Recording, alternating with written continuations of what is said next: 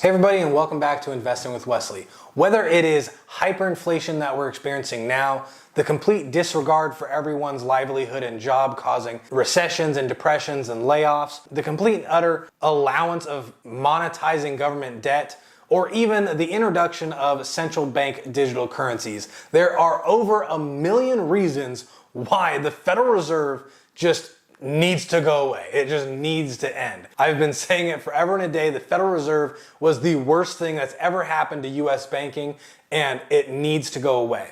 Now, everything up until this point was annoying, but part of the system. But because the Federal Reserve is implementing programmable currency that completely limits your freedom in the form of the central bank digital currency, I say that it is time to end the Fed, and in this episode I want to explain to you just how we could do that and how our banking system would operate if there was no Federal Reserve. So with that being said, let's get into it. Okay, so let's just start with how the banking system actually started and how we got to where we are today, because that will help us understand if we ended the Fed, what we would go back to. So let's start with the history of banking. Banking all started with transactions. Many years ago, people used to do transactions and it was basically just a trade. So I would trade you 2 horses and a goat and you would trade me back whatever I would want. 3 cows and a pig. However those transactions worked, it was basically just a trade. I would give you this and you would give me something that we would agree was upon equal value. But as the world expanded and people started to travel more and in a sense global economies started to develop, it was just too much of a hassle to bring everything that you had to trade with you thousands of miles away into a different nation to perform trade. So governments and empires implemented the commodity currency, basically the gold coin. But as the world expanded and global economies got larger, it wasn't easy for empires to use this trade system in purchasing foreign goods. They would have to shepherd all of the sheep, all of the cow, whatever they were trading, they would have to haul it all the way over, conduct the trade, conduct the transaction, and haul it all the way back. Not only was it just manpower restrictive, but it was also not secure whatsoever because of these large caravans of product that were going all over the place. So that's when the first agreed upon world currency was created. Now there's been numerous world currencies to include things like seashells and salt, things that we think are worthless today. But salt is how they used to preserve all of their food back in the day, so it had a whole lot of value to have a lot of salt. But for the sake of argument, we're going to fast forward all the way to commodity currencies and the implementation of gold. Now, as people gained more and more coin and more gold coin, it again became harder and harder to travel and buy things with this coin. You'd have to carry a giant chest of coins and make sure they all weighed the appropriate amount, give them to whoever you were buying something from, and you would take your product. Again, whether it became traveling with it or just the storing of it, the hordes and hordes of gold coins people would have became a target for bandits and robbers to steal from you. So again, just like years before that with the trading system, it became too difficult to haul around the gold coins everywhere we went. And it's actually because of this problem right here on why the first banks were actually created. The first banks weren't actually banks, so to speak. They were actually just places to store your gold or your money, where people can store their wealth and their gold in these secure places, and they just have to pay basically an interest fee to use that facility. Now in exchange, the banker would issue them a note saying that you have X amount of dollars or X amount of coin, and this note is redeemable for that amount of gold. So then the process became everyone puts their gold into these vaults at the bank that said you have this amount of gold. And then that was the very first paper currency that we ever had. It was just a piece of paper, so to speak, that said this note is redeemable for X amount worth of gold at this particular bank. And since the paper was redeemable for gold, instead of going to the bank, grabbing your gold, taking your gold to exchange it for whatever product you want, people would just exchange those notes, and that's how it became the first paper currency. Instead of giving you gold, I would give you this note redeemable for gold in the exact amount that I might want for whatever product you're selling me. But because that became the popular way of doing transactions and not a lot of people were taking gold out of the vaults anymore, that is when the fraud started.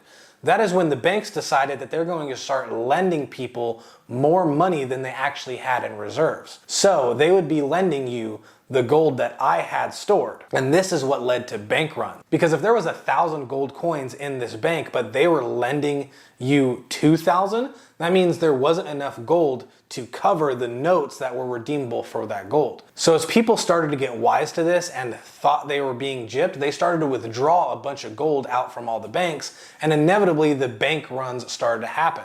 Now, a bank run is basically when a bank can't fulfill its obligations to its depositors.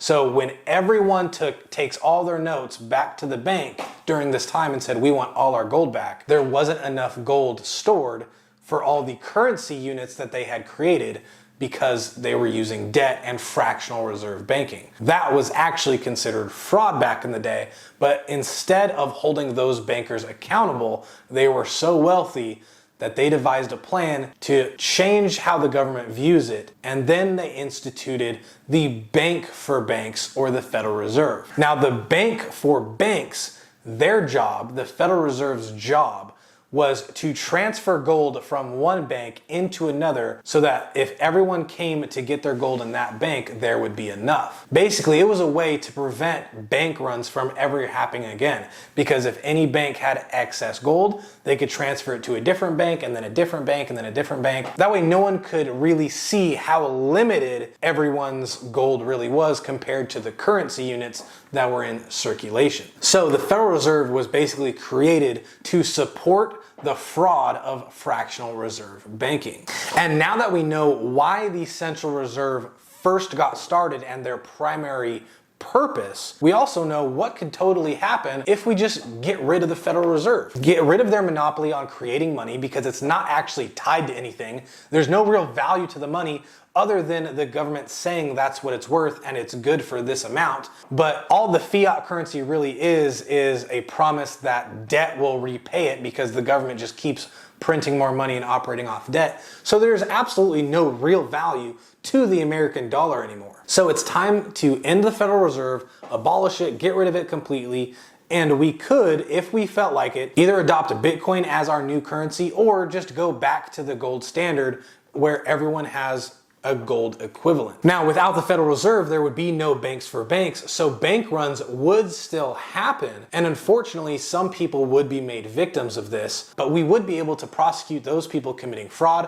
hopefully make the victims whole again, and then prevent people from committing fraud in the future. If more and more people are busted and held at extreme penalties for fraud, then hopefully it would also limit the amount of fraud that actually exists in the system, and we could go back to the gold standard and everything would be okay. A lot of people think that the Federal Reserve's monopoly on money is too big to fail. It'll never be abolished. It can never be abolished. Otherwise, our currency or our country would fail. But in reality, all the government has to do is abolish the Federal Reserve, buy more gold, store it in their treasury, and then reissue gold notes. The currency would be reevaluated. You know, a hamburger would no longer be $10. It would go down to potentially $3 because the currency would have to be reevaluated to equal how much gold is in the treasury. But it is 100% possible. Now, the problem is our government is so messed up, so corrupt, so one-sided, and it's all based on party lines and not what's in the best interest for the people, that honestly, the sad thing is it'll probably never happen. But there's one thing that you still can do to make it happen, to force your voice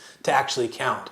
And that is buying gold, buying Bitcoin, and preventing the spread of central bank digital currencies. If we, the people, can prevent the spread of central bank digital currencies, then that is one step closer to regaining our freedom to spend. Just today alone, I've recorded 4 or 5 videos all about central bank digital currencies and just how bad they really are. I am hard pressing you guys right now to really understand that central bank digital currencies is where freedom in the United States dies. That is our line in the sand. If you let them have full control over our money, how we spend it, and how it's programmed, that is the line in the sand, and that is where our freedom dies, whether we realize it or not. Don't just take my word for it. Research it yourself. Spend half hour to an hour. It is not hard to find. There is plenty of commentary regarding the pros and giant cons of central bank digital currencies. But to wrap this video up, that is exactly what would happen to the central bank or to our banking system if we abolished the Federal Reserve and ended the Fed. I hope you got value in this video. I hope you learned something today. And if you have any questions, comments, or just wanted something addressed, I have a dedicated Facebook, Twitter, and Instagram account. Or you can just leave a comment down below. Either way though, the choice is yours, and I'll see you in the next episode.